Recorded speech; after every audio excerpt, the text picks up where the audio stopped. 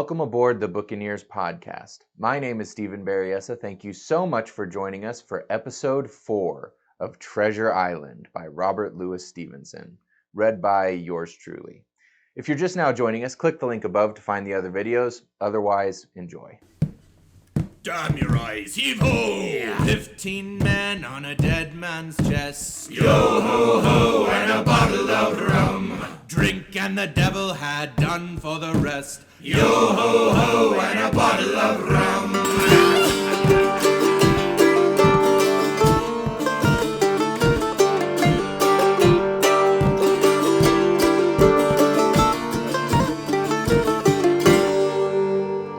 Chapter 12. Council of War. There was a great rush of feet across the deck. I could hear people tumbling up from the cabin and the forecastle, and slipping in an instant outside my barrel, I dived behind the foresail, made a double toward the stern, and came out upon the open deck in time to join Hunter and Dr. Livesey in the rush for the weather bow. There all hands were already congregated. A belt of fog had lifted almost simultaneously with the appearance of the moon. Away to the southwest of us, we saw 2 low hills, about a couple of miles apart, and rising behind one of them, a third and higher hill, whose peak was still buried in the fog. All 3 seemed sharp and conical in figure. So much I saw, almost in a dream, for I had not yet recovered from my horrid fear of a moment or two before. And then I heard the voice of Captain Smollett issuing orders.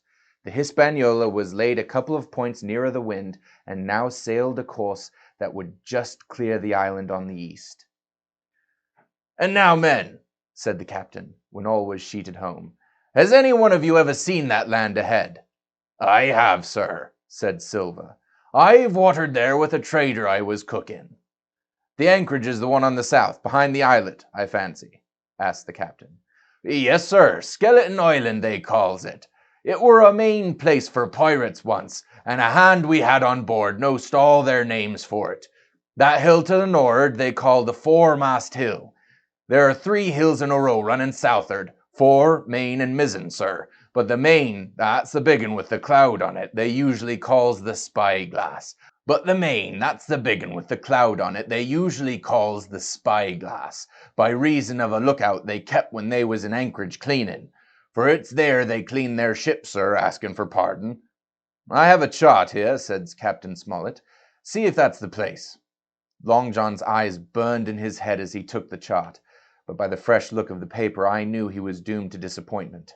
This was not the map we found in Billy Bones's chest, but an accurate copy, complete in all things, names and heights and soundings, with the single exception of the red crosses and the written notes. Sharp as must have been his annoyance, Silver had the strength of mind to hide it. "Yes, sir," said he. "This is the spot, to be sure, and very prettily drawn out. Who might have done that, I wonder? The pirates were too ignorant, I reckon. Aye, here it is, Captain Kidd's anchorage, just the name my shipmate called it. There's a strong current runs along the south, and then away nor'ard up the west coast. Right you was, sir," says he, "to haul your wind and keep the weather of the island. Leastways, if such was your intention as to enter and careen, and there ain't no better place for that in these waters." "Thank you, my man," says Captain Smollett. "I'll ask you later on to give us a help. You may go." I was surprised at the coolness with which John avowed his knowledge of the island, and I own I was half frightened when I saw him drawing nearer to myself. He did not know, to be sure, that I had overheard his counsel from the apple barrel, and yet I had by this time taken such a horror of his cruelty, duplicity, and power, that I could scarce conceal a shudder when he laid his hand upon my arm. "Ah," says he, "this here's a sweet spot, this island. A sweet spot for a lad to get ashore on. You'll bathe and climb trees, you'll hunt goats, you will, and you'll get aloft on them hills like a goat yourself. Why, it makes me young again. I was going to forget my timber leg, I was. It's a pleasant thing to be young and have 10 toes, and you may lay to that. When you want to go a bit of exploring, you just ask old John, and he'll put up a snack for you to take along." And clapping me in the friendliest way upon the shoulder, he hobbled off forward and went below. Captain Smollett, the squire, and Dr. Livesey were talking together on the quarterdeck, and, anxious as I was to tell them my story, I durst not interrupt them openly. While I was still casting about in my thoughts to find some probable excuse, Dr. Livesey called me to his side. He had left his pipe below, and, being a slave to tobacco, had meant that I should fetch it. But as soon as I was near enough to speak and not be overheard, I broke out immediately. "Doctor, let me speak. Get the captain and squire down to the cabin, and then make some pretense to send for me. I have terrible news." The doctor changed countenance a little, but next moment he was master of himself. "Thank you, Jim," said he, quite loudly. "That was all I wanted to know," as if he had asked me a question. And with that he turned on his heel and rejoined the other two. They spoke together for a little, and though none of them started or raised his voice or so much as whistled, it was plain enough that Dr. Livesey had communicated my request. For the next thing that I had heard was the captain giving an order to Job Anderson, and all hands were piped on deck. "My lads," said Captain Smollett, "I've a word to say to you. This land we've sighted is the place we have been sailing to. Mr. Trelawney, being a very open-handed gentleman, as we all know, has just asked me a word or two, and as I was able to tell him that every man on board had done his duty alow and aloft, as I have never asked to see done better, why, he and I and the doctor are going below to the cabin to drink your health and luck, and you'll have grog served out for you to drink our health and luck. I'll tell you what I think of this. I think it handsome, and if you think as I do, you'll give a good sea cheer for the gentleman that does it." The cheer followed. That was a matter of course, but it rang out so full and hearty that I confess I could hardly believe these same men were plotting for our blood. "One more cheer for Captain Smollett," cried Long John when the first had subsided, and this was also given with a will. On the top of that the three gentlemen went below, and not long after word was sent forward that Jim Hawkins was wanted in the cabin.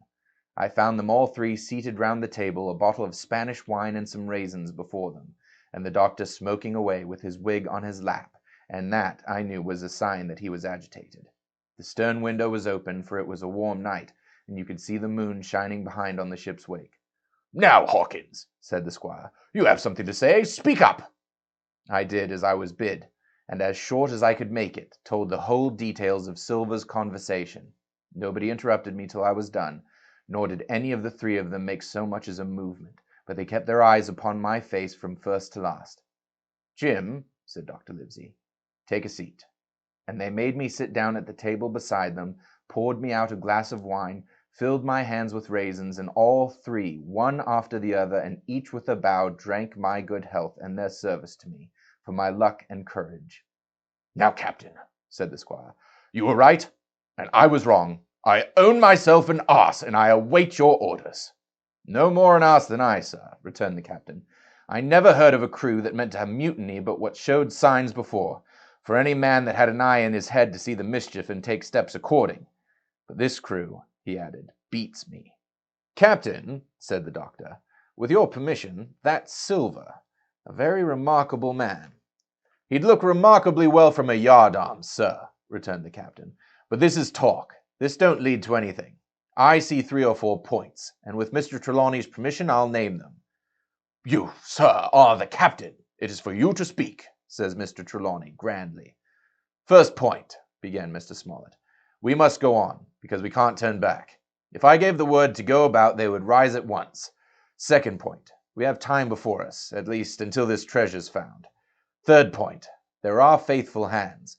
Now, sir, it's got to come to blows sooner or later, and what I propose is to take time by the forelock, as the saying is, and come to blows some fine day when they least expect it. We can count, I take it, on your home servants, Mr. Trelawney." "As upon myself," declared the squire. "3, reckoned the captain. "Ourselves to make 7, counting Hawkins here. Now, about the honest hands." "Most likely Trelawney's own men," said the doctor, "those he had picked up for himself before he lit on Silver." "Nay," replied the squire, "Hans was one of mine." "I did think I could have trusted Hans," added the captain. "And to think they're all Englishmen," broke out the squire. "Sir, I could find it in my heart to blow the ship up." "Well, gentlemen," said the captain, "the best I can say is not much. We must lay to, if you please, and keep a bright lookout. It's trying on a man, I know. It would be pleasanter to come to blows, but there's no help for it till we know our men. Lay to and whistle for a wind, that's my view." "Jim here," said the doctor, "can help us more than anyone. The men are not shy with him, and Jim is a noticing lad." "Hawkins, I put prodigious faith in you," added the squire. I began to feel pretty desperate at this, for I felt altogether helpless, and yet, by an odd train of circumstances, it was indeed through me that safety came. In the meantime, talk as we pleased, there were only 7 out of 26 on whom we knew we could rely, and out of these 7 one was a boy, so that the grown men on our side were 6 to their 19. Part 3. My Shore Adventure. Chapter 13. How my shore adventure began. The appearance of the island when I came on deck next morning was altogether changed.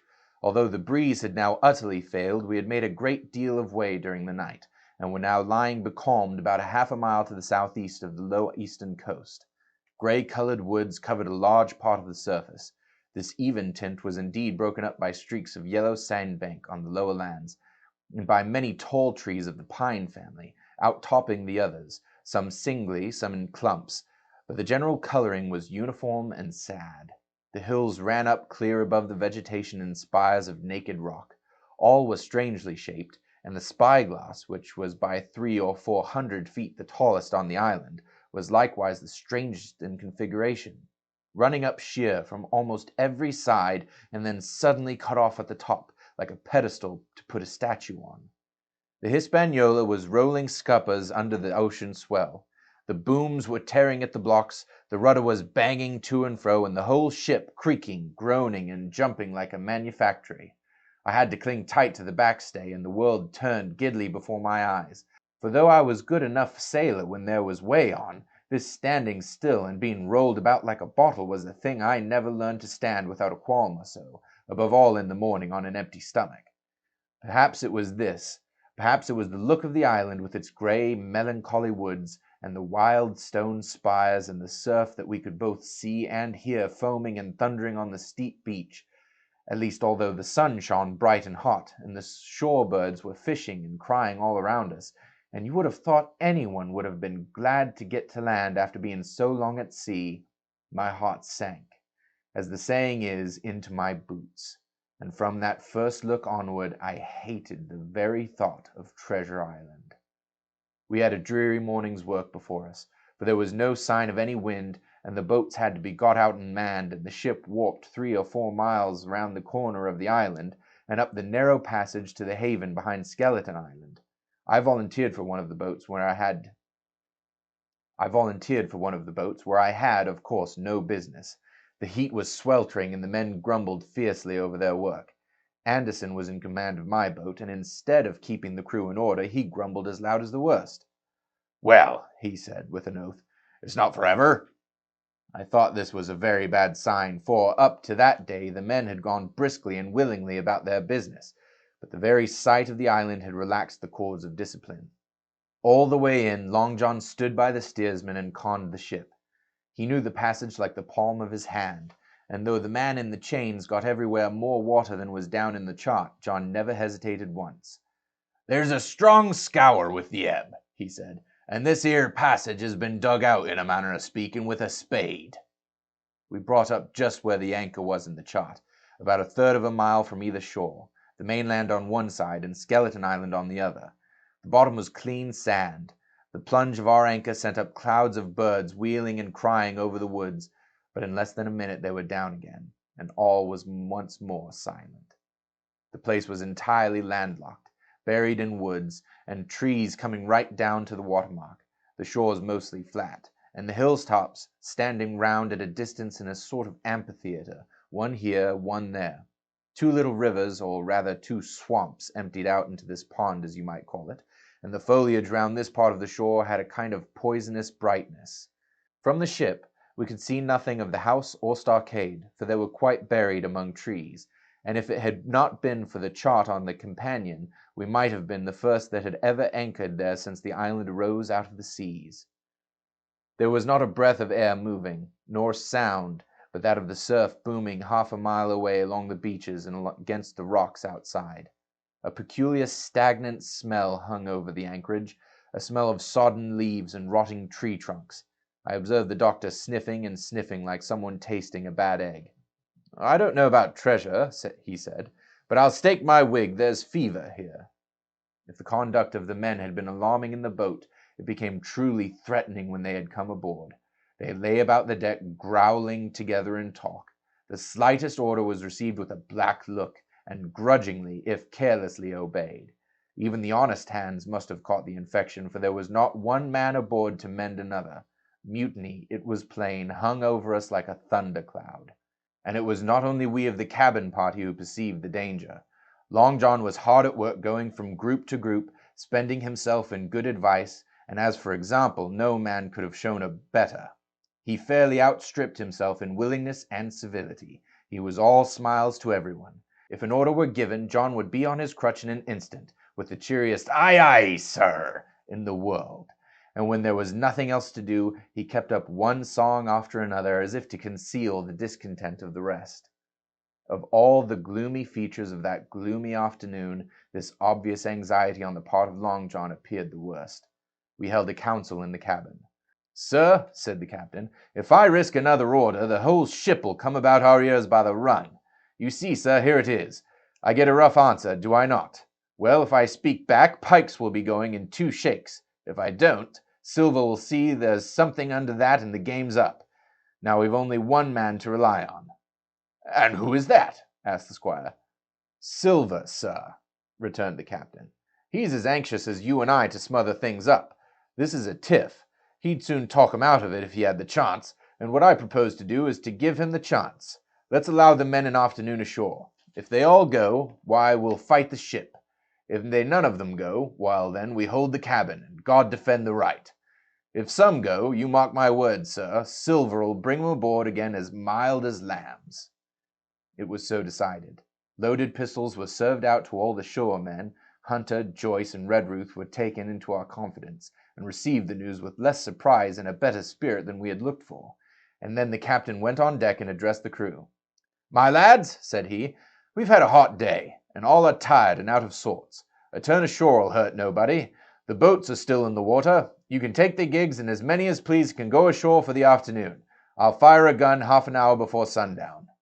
I believe the silly fellows must have thought they would break their shins over treasure as soon as they were landed, for they all came out of their sulks in a minute and gave a cheer that started the echo in a far-away hill and sent the birds once more flying and squalling round the anchorage. The captain was too bright to be in the way. He whipped out of sight in a moment, leaving Silver to arrange the party, and I fancy it was as well he did so. Had he been on deck, he could no longer so much have pretended not to understand the situation. It was plain as day. Silver was the captain, and a mighty rebellious crew he had of it. The honest hands, and I was soon to see it proved that there was such on board, must have been very stupid fellows. Or rather, I suppose the truth was this, that all hands were disaffected by the example of the ringleaders, only some more, some less, and a few, being good fellows in the main, could neither be led nor driven any further. It is one thing to be idle and sulk, and quite another to take a ship and murder a number of innocent men. At last, however, the party was made up. 6 fellows were to stay on board, and the remaining 13, including Silver, began to embark. Then it was that there came into my mind the first of the mad notions that contributed so much to save our lives. If 6 men were left by Silver, it were plain our party could not take and fight the ship, and since only 6 were left, it was equally plain that the cabin party had no present need of my assistance. It occurred to me at once to go ashore. In a jiffy I had slipped over the side and curled up in the foresheets of the nearest boat, and almost at the same moment she shoved off.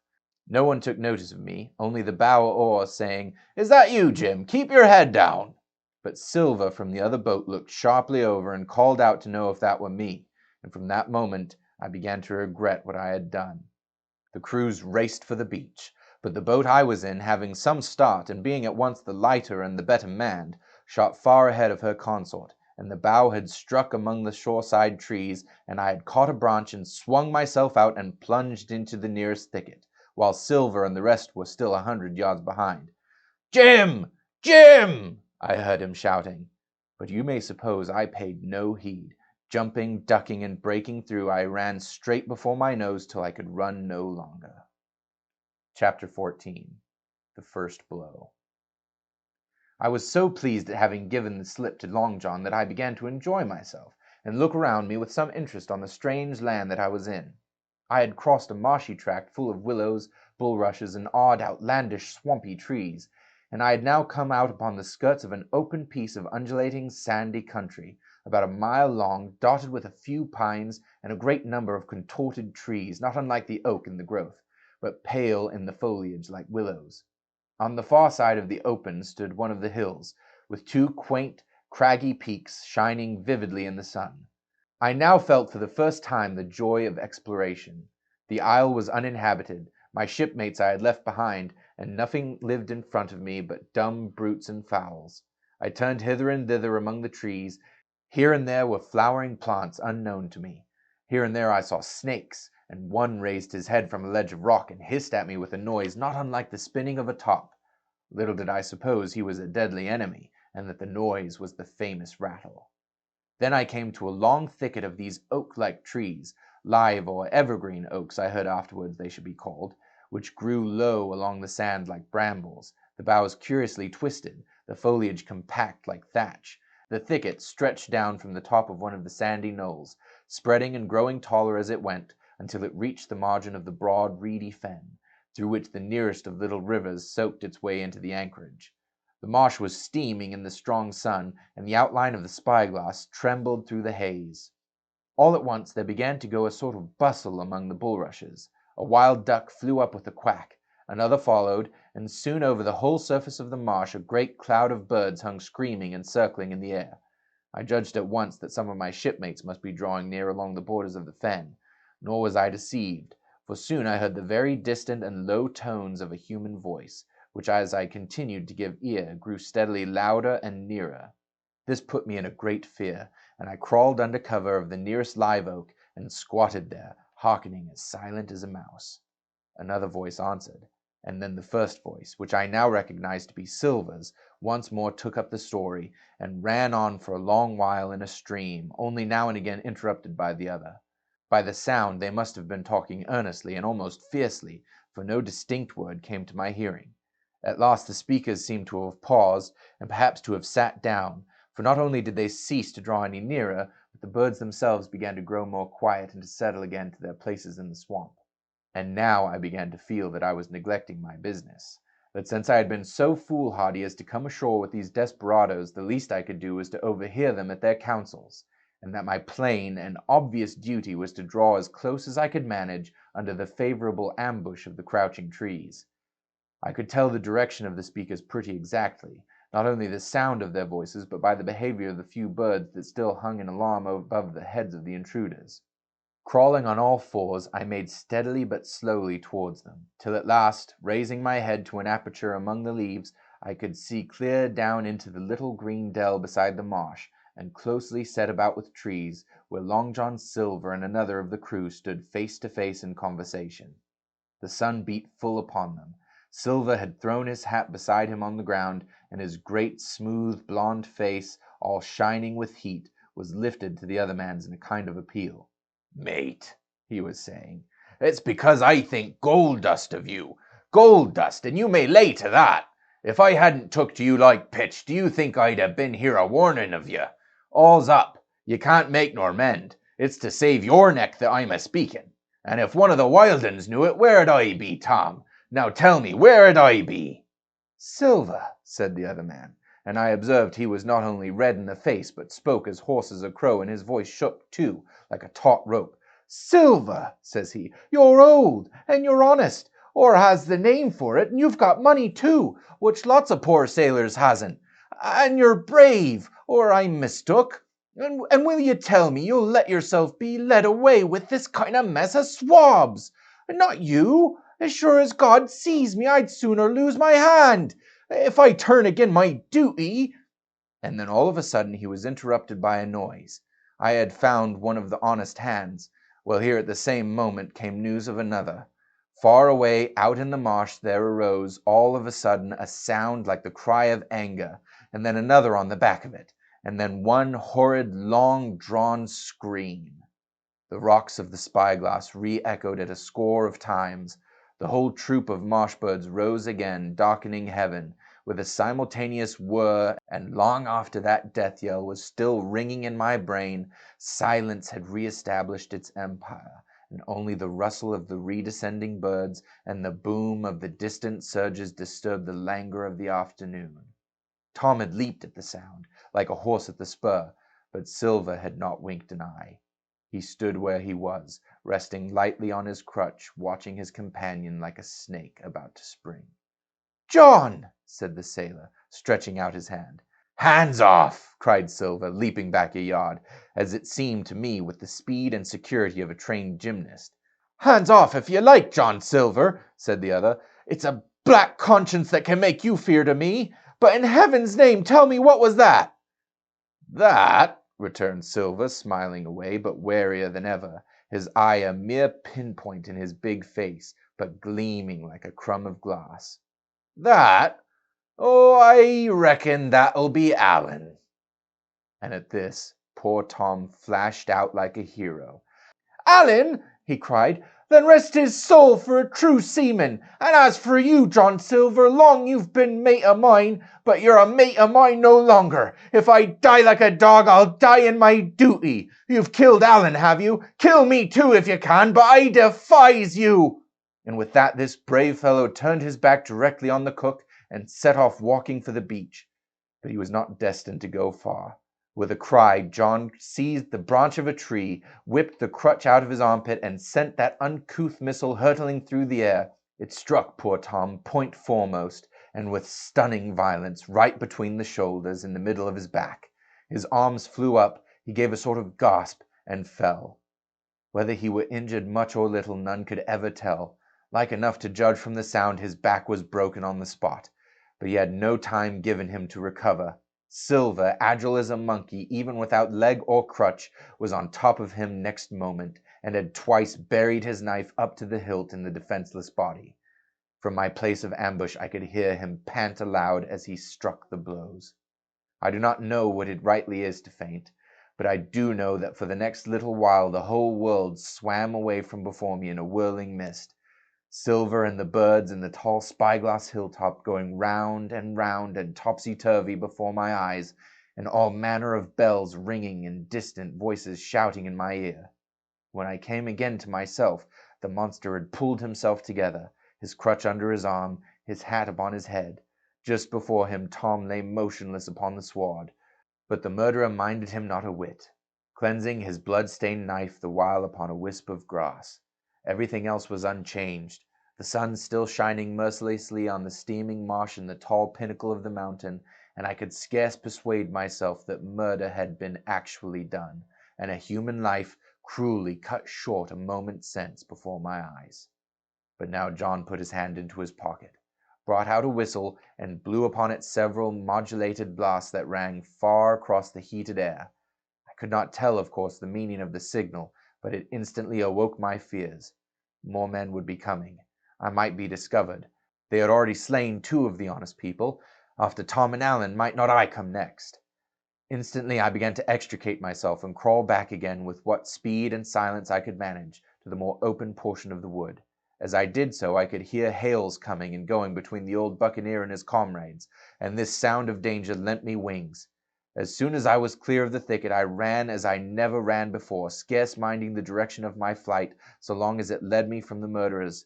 And as I ran, fear grew and grew upon me until it turned into a kind of frenzy. Indeed, could anyone be more entirely lost than I? When the gun fired, how should I dare to go down to the boats among the fiends still smoking from their crime? Would not the first of them who saw me wring my neck like a snipe's? Would not my absence itself be an evidence to them of my alarm, and therefore of my fatal knowledge? It was all over, I thought. Goodbye to the Hispaniola, goodbye to the squire, the doctor, and the captain. There was nothing left for me but death by starvation, or death by the hands of mutineers. All this while, as I say, I was still running, and without taking any notice I had drawn near to the foot of the little hill with the 2 peaks, and had got into part of the island where the live oaks grew more widely apart, and seemed more like forest trees in their bearing and dimensions. Mingled with these were a few scattered pines, some 50, some nearer 70 feet high. The air, too, smelt more freshly than down beside the marsh. And here a fresh alarm brought me to a standstill with a thumping heart. Chapter 15. The Man of the Island. From the side of the hill, which was here steep and stony, a sprout of gravel was dislodged and fell rattling and bounding through the trees. My eyes turned instinctively in that direction, and I saw a figure leap with great rapidity behind the trunk of a pine. What it was, whether bear or man or monkey, I could in no wise tell. It seemed dark and shaggy. More I knew not, but the terror of this new apparition brought me to a stand. I was now, it seemed, cut off upon both sides. Behind me the murderers, before me this lurking nondescript, and immediately I began to prefer the dangers that I knew to those I knew not. Silver himself appeared less terrible in contrast with this creature of the woods, and I turned on my heel, and looking sharply behind me over my shoulder, began to retrace my steps in the direction of the boats. Instantly the figure reappeared, and making a wide circuit, began to head me off. I was tired at any rate, and had I been as fresh as when I rose, I could see it was in vain for me to contend with speed with such an adversary. From trunk to trunk the creature flitted like a deer, running manlike on two legs, but unlike any man I had ever seen, stooping almost double as it ran. Yet a man it was. I could no longer be in doubt about that. I began to recall what I had heard of cannibals. I was within an ace of calling for help, but the mere fact that he was a man, however wild, had somewhat reassured me, and my fear of Silver began to revive in proportion. I stood still, therefore, and cast about for some method of escape, and as I was so thinking, the recollection of my pistol flashed into my mind. As soon as I remembered I was not defenseless, courage glowed again in my heart, and I set my face resolutely for this man of the island, and walked briskly towards him. He was concealed by this time behind another tree trunk, but he must have been watching me closely, for as soon as I began to move in his direction, he reappeared and took a step to meet me. Then he hesitated, drew back, came forward again, and at last, to my wonder and confusion, threw himself on his knees and held out his clasped hands in supplication. At that I once more stopped. "Who are you?" I asked. "Ben Gunn," he answered, and his voice sounded hoarse and awkward like a rusty lock. "I'm poor Ben Gunn, I am, and I haven't spoke with a Christian these 3 years." I could now see that he was a white man like myself, and that his features were even pleasing. His skin, wherever it was exposed, was burnt by the sun. Even his lips were black, and his fair eyes looked quite startling in so dark a face.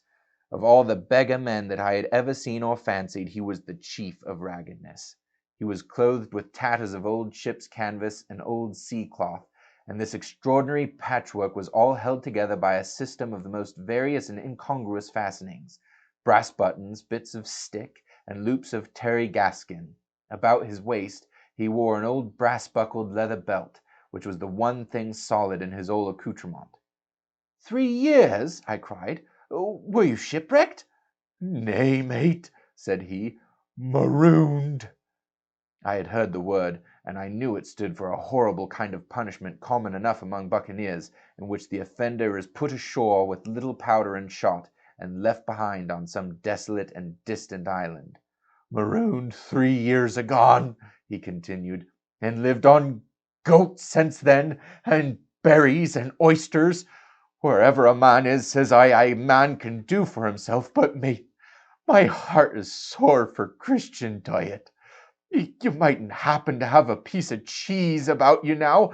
No, well, many's the long night I've dreamed of cheese, toasted mostly, and woke up again, and here I were. If I can ever get aboard again, said I, you shall have all the cheese by the stone. All this time he had been feeling the stuff of my jacket, smoothing my hands, looking at my boots, and generally in the intervals of his speech showing a childlike pleasure in the presence of a fellow creature. But at my last words he peaked up into a kind of startled slyness. If ever you can get aboard again, says you, he repeated. Why now, what's to hinder you? Not you, I know, was my reply. And right you was, he cried. Now you, what do you call yourself, mate? Jim, I told him. Jim, says he, quite pleased apparently. Well, now, Jim, I've lived that rough as you'd be ashamed to hear of. Now, for instance, you wouldn't think I had had a pious mother to look at me, he asked. Why, no, not in particular, I answered. Ah, Well, said he, but I had remarkable pious, and I was civil pious boy, and could rattle off my catechism that fast, as you couldn't tell one word for another, and here's where it come to, Jim. And it begun with chuck farthen to the blessed gravestones. That's what it begun with. And it went further than that, and so my mother told me and predicted the whole, she did, the pious woman. But it were Providence that put me here. I've thought it all out in this here lonely island, and I'm back on piety. You don't catch me tasting rum so much, but just a thimbleful for luck, of course, the first chance I have. I'm bound I'll be good, and I see the way too, and Jim, looking all around him and lowering his voice to a whisper, I'm rich. I now felt sure the poor fellow had gone crazy in his solitude, and I suppose I must have shown the feeling in my face, for he repeated the statement hotly. Rich! Rich, I says! And I'll tell you what, I'll make a man of you, Jim. I a man! You'll bless your stars, you will. You was the first that found me. And at this, there came suddenly a lowering shadow over his face, and he tightened his grasp upon my hand and raised a forefinger threateningly before my eyes. Now, Jim, you tell me true. That ain't Flint's ship, he asked. At this I had a happy inspiration. I began to believe that I had found an ally, and I answered him at once. It's not Flint's ship, and Flint is dead. But I'll tell you true, as you ask me, there are some of Flint's hands aboard, worse luck for the rest of us. Not a man with one leg, he gasped. Silver? I asked. Ah, Silver, says he. That were his name. He's the cook, and the ringleader, too. He was still holding me by the wrist, and at that he gave it quite a wring.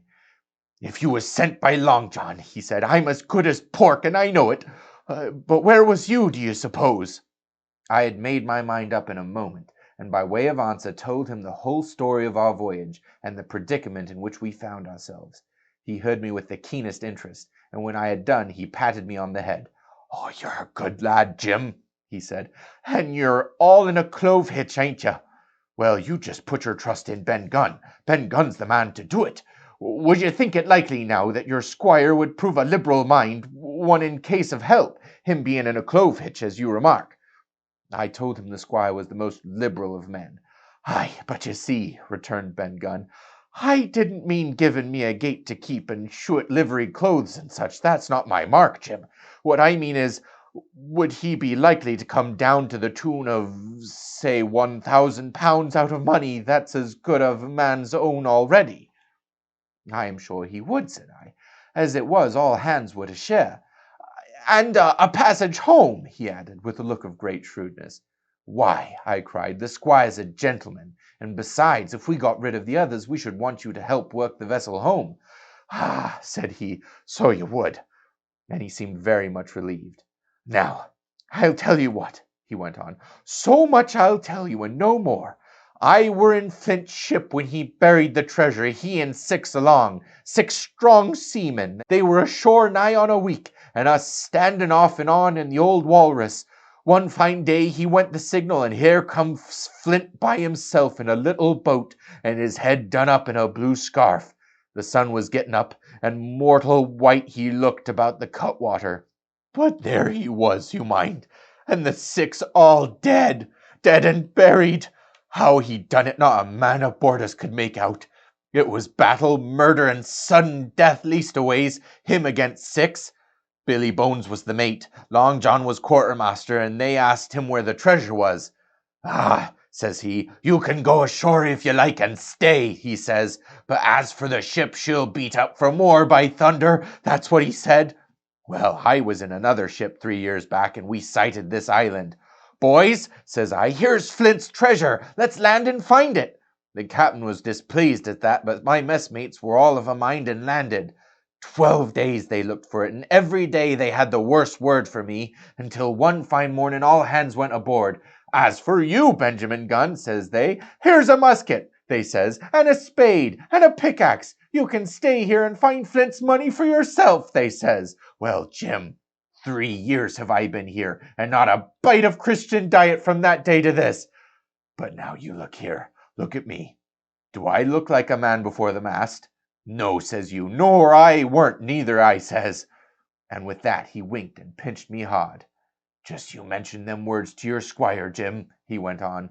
Nor he weren't neither. That's the words.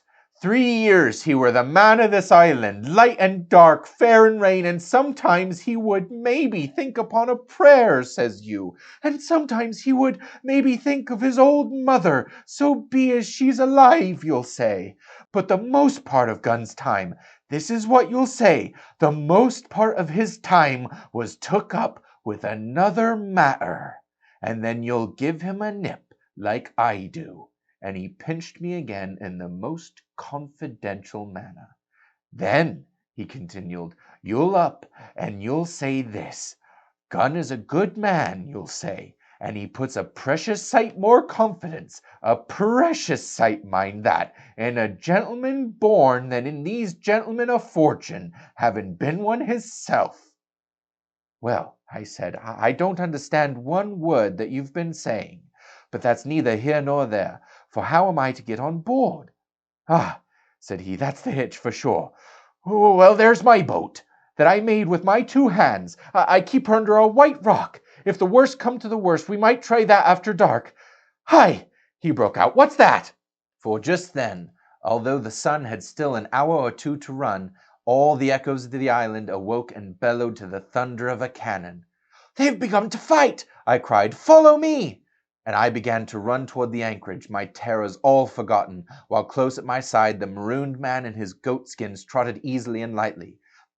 Left, left, says he. Keep to your left hand, Jim mate. Under the trees with you. That's where I killed my first goat. They don't come down here now. They're all mast-headed up on them mountings for fear of Benjamin Gunn. Ah, and there's the cemetery. Cemetery, he must have meant. You see the mounds? I come here and prayed nows and then when I thought maybe a Sunday would be about due. It weren't quite a chapel, but it seemed more solemn-like. And then, says you, Ben Gunn was short-handed. No chapling, nor so much as a Bible and a flag, you says. So he kept talking as I ran, neither expecting nor receiving any answer. The cannon shot was followed after a considerable interval by a volley of small arms. Another pause, and then not a quarter of a mile in front of me, I beheld the Union Jack flutter in the air above a wood. Thanks again for joining us. If you liked what you heard, please hit the buttons below, give us a like and a subscribe, and hit that bell icon so you get notified whenever we drop a new video. You can follow the links to find us on Facebook, Instagram, and Twitter. Please share us with your friends and family, and join us next time for the next episode of the Buccaneers podcast.